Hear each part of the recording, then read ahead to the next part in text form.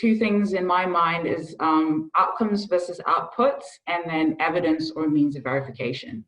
And when I think of outcomes versus outputs, and I really would be interested to see more outcomes. So outputs would be companies saying things like, you know, they invested X number of dollars to do something. So whether it's build a school, put in a well, that doesn't for me demonstrate an actual outcome or an impact that it's making in the community. So if I maybe flesh that example out, just to use that a little bit.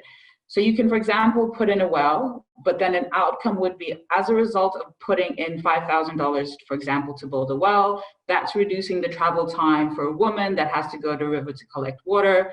That reduced travel time, she's now able to do things like be more productive in the field, or maybe is allowing kids to go to school. So really thinking what that investment is enabling in the community in terms of the other opportunities and the other productivity. And so that's really companies showing that they're intentional in what it is that they're doing, and that they're capturing that information in their intentions around, you know, doing good.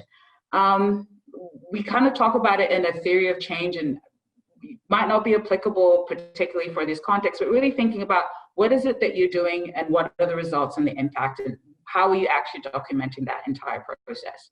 And when I think about evidence, I think about means of verification. So how are you demonstrating or showing or verifying that this is what the impact has been on the community? Are they letters that you have from, you know, community elders? Are they photos? Do you have case studies? Are there video? What way are you providing to the judges to show that we can verify this is the impact that you're having on the ground?